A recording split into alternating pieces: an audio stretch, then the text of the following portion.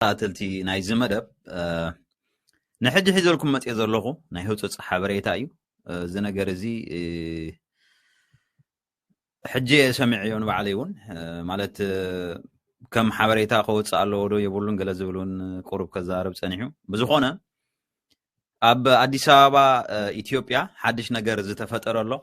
ንሱ ኸ እንታይ እዩ መሪሕነት ብርጌድ ንሓመዱ አዲስ አበባ ብባይቶ ዝተመረጹ ኣብ ሰዓት እዚ ኣብ ትሕቲ ኣሲሮሞም ኣለዉ ማለት እዩ ናይ ጸጥታ ኢና ዝብሉ ኣካላት መጽዮም ኣሲሮሞም ኣለዉ ክሳብ ሕጂ ተኣሲሮም ዘለዉ ሰለስተ ሰባት ኣለዉ ኣብ ወንበር ክፍሊ ፋይናንስ ተኣሲሩ ኣሎ ከምኡውን ኣብ ወንበር ብርጌድ ንሓመዱ ናይ ፈጻሚቱን ኣቶ ዘርእሰናይ መለስ እውን ኣሲሮም ኣለዉ ካልእ ናይ ክፍሊ ጸጥታ ሓላፊ እውን ሃብቶም ዝተባሃለ ኣሎ ሃብቶም ገብረ ጻድቕ ንሃብቶም እውን ኣሲሮም ኣለዉ ንሱ ጥራሕ ዘይኮነ ወላቲ ከመይ እዩ ተሓሲቡ ነይሮም ካልእ ኣለዎ እዞም ሰለስተ ግን እንቶም ላዕለዎት መሪሕነት ናይቲ ባይቶ ተኣሲሮም ኣለዉ ማለት እዩ ንምንታይ እዮም ተኣሲሮም እንታይ እዮም ገይሮም ዝብል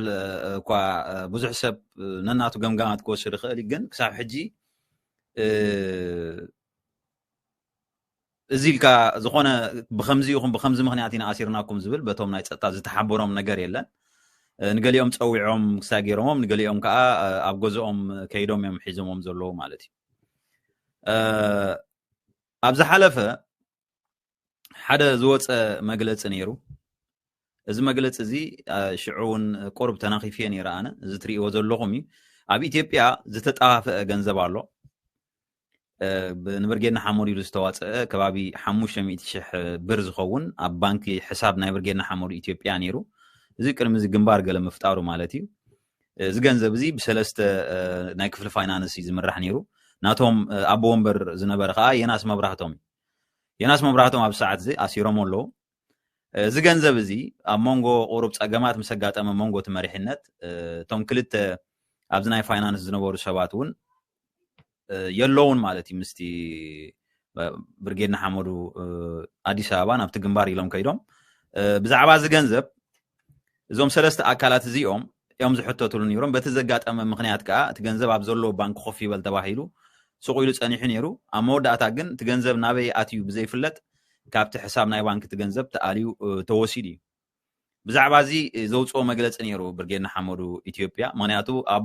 እቲ ናይ ክፍሊ ፋይናንስ ኣብ ወንበር ከይፈለጠ ቤናይ መንገዲ ገንዘብ ካብ ባንክ ወፅዩ ናበይ ከም ዝተኸደ እውን ኣይተሓበረን እቶም ባንክ እውን ክሕብሩ ፈቃደኛታት ከም ዘይኮኑ እዩ ብዝኾነ እዚኣ መግለፂ ኣውፅኦማ ነይሮም እቲ ኣብቲ ሰዓቲ ምስ ገንዘብ ምትሓዝ ዘለዎ ገለ ዝተዛረብኮ ኣነ እውን ነይሩ ድሓን ብዝኾነ እዚ ገንዘብ እዚ ተራ ክህልዎ ይኽእል እዩ ምክንያቱ ካብ ሓደ ባንክ ስቑኢልካ ብስውር ገንዘብ ኣውፂኻ ናብ ካልእ ከተሰጋገር ኣይትኽእልን ኢኻ እቲ ባንክ እውን ክሕብረካ እንድሕር ፈቃደኛ ዘይኮይኑ እሞ ከዓ ከም ኣብቲ ባንክ ስምካ ከም ዘሎ ሰብ ገለ ነገር ከም ዘለዎ እዩ ዘርእየካ ብዝኾነ እዚኣታ ደብዳቤ ከንብበልኩም እየ ሰላም ኣብ መላእ ዓለም ዘለኹም ተቓለስቲ ብርጌድ ንሓመዱ ከመይ ቀኒኹም ሰላም ክትህልው ናይ ወትሩ ግዜ ትምኒትና እዩ ብምቕፃል ባይቶ ብርጌድ ንሓመዱ ጨንፈር ኢትዮጵያ ሎሚ ረቡዕ ስሩዕ 3 ወርሑ ርክብ ገይሩ እቲ ሎሚ ረቡዕ ዝተገብረ ርክብ ባይቶ ዝተፈላለየ ዛዕባታት ኮይኑ ቀዳማይ ህሉ ኩነታት ዘባና ካልኣይ ኣብ ልዕሊ ቃስን ተቓለስትን ኣጋጢሙ ዘሎ ፀገማት ገምጊሙ መፍትሒ ኣቐሚጡ ሳልሳይ ምስ ብርጌድ ንሓመዱ ዝነበረ ብመልክዕ ግሎባል ካብ ህዝቢ ዝተዋፀ ገንዘብ ብስም 3 ኣባላት ኣካውንት ዝተኸፍተ ናብ ባንኪ ኣካውንት ኣብዚ ሕጂ እዋን ግንባር ብርጌድ ንሓመዱ ኢና ዝብሉ ብውልቂ ስጉምቶም ካብ ብሄራዊ ባንኪ ኢትዮጵያ ብዘይ ፍቃድ ልዕሊ 569,981 ብር ከም ዘውፅኦ ነዚ እውን ገምጊሙን መፍትሒ ኣቐሚጡን እዩ ዝብል እቲ መድረኽ ብኣባላት ሰክሬታርያ ብፆት ዮናስን ኣሚርን ናይ እንቋዕ ደሓን መጻእኩም ድሙቕ ሰላምታ መኽፈቲ ድሕሪ ምግባር መድረኽ ኣብ ወንበር ዘርእሰናይ መለስ ድሕሪ ምርካብ ኣብ ሰለስተ ዛዕባ ኣገዳሲ ዝበሎ ርእይቶ ኣቐሚጡ ህሉ ኩነታት ኢትዮጵያ ኣብዚ ሕጂ ምስ ቃልሲ ብርጌድ ንሓመዱ ተናቢቡ ክኸይድ ዓብ ብድሆ ከም ዝኾነን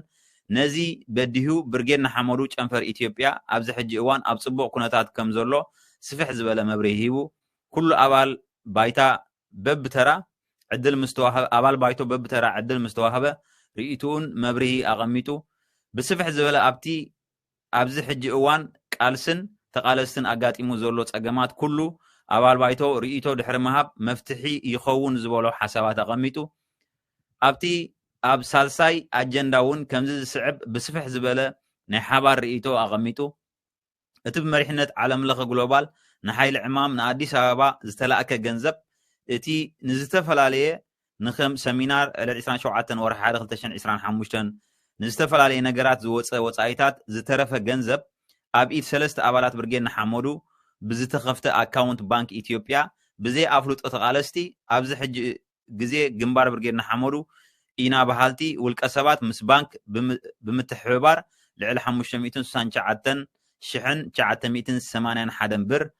بايتون فصاميت برجين حمودو أفلوتو زي بولو كبانك خوص كمستجبره بسفح زبالة زتيلو نهزبن تقالستن برجين حمودو عالم لخ حبريتا وهابو كم زلوو تسماميو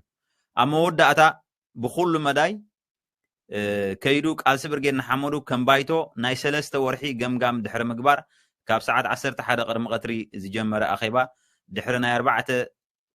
ساعات صانحيت أخيبو أزازيمو برجيد نحمدو چنفر إثيوبيا تقمت حدا خلتشان إسران حموشان يزبل سلازي إزي تي برجيد نحمدو زوصو يو كبرات قاتلتي كم زبل كويو بزح صقمات يو خغاطمم صنيحو بزحات سبات ون تقالسينا زبلو خفكرو صنيحم يوم ابز نغرزي كلاتنا إرتراوانينا تقالسي إرتراوانينا سلازي حدا تقالساي كما خا إرتراوي سقومتتا سلاز وسدكا تمصو ነገር የለን እዚ ነገር እዚ ናብ ዝኸፈ ጥራሕ ይኾሰና ዝኽእል ማለት እዩ ንሱ ጥራሕ ዘይኮነ ብዝተፈላለየ ነገራት ቲ ጸጥታ ዝበሃል ናይ ኢትዮጵያ ክጻብኦም ከም ዝጸንሐ ኣነ እውን ሓበሬታ ጸኒሕኒ እዩ ናይ ኢትዮጵያ ጸጥታ ከም ትኹላትና ንፈልጦ ማለት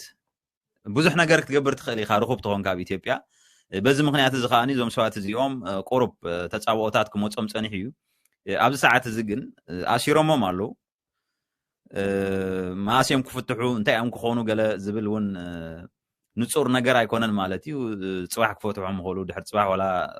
نفولطو نجر يلن مالتي تي زخيل زلو خيدي غنا كل سب كفلت كخلالو زنجر زي معالبو ابي ون سلازي فلت زوم سوات زوم يحوات زيوم تقالست برجينا حمودو بعلنا برجينا حمودو اب عالم ملؤ زولو برجينا حمودو اب ኢትዮጵያ ባይቶ خقوم አሎ ተባሂሉ ባይቶ ቀይሙ ዞም ሰባት እዚኦም ኣብ መሪሕነት ዝተመርጹ ኣካላት እዮም ባዕሎም ዝመጹ ይኮኑን ስለዚ ኣብ ልዕሊ ዞም ሰባት እዚኦም ከምዛ ዓይነት ከይዲ ይኸይድ እንድሕር ኣሎ ኮይኑ ኣብ ኢትዮጵያ እንታይ እዩ ዘሎ ናይ ኢትዮጵያ ኩነታት እንታይ እዩ ኢልካውን ክትሓስብ ዝገብረካ እዩ ሓድሽ ነገር እንድሕር ኣሎ ዝኾነ ሓበሬታ እንድሕር ኣሎ ሒዘልኩም ክመጽእ ወላ ጽባሕ ነታ ሕጂ ረኺብያ ዘለኹ ሓበሬታ ግን እዚኣ ትመስል ብዝከኣለና ኩላትና ቶም ዓቕሚ ዘለና ሰባት ከኣኒ ነዞም ኣሕዋት እዚኦም ክንሓተሎም ክንተሓወሮም ከዓ በዚ ኣጋጣሚ እዚ መሕፀንታ የቕርብ ማለት እዩ ስለዚ እቲ ሓበሬታ እዚ ይመስል ክቡራት ተኸታተልቲ ኣብ ቀጻሊ ብጽቡቕ ዜና የራኸበና ክብለኩም ይደሊ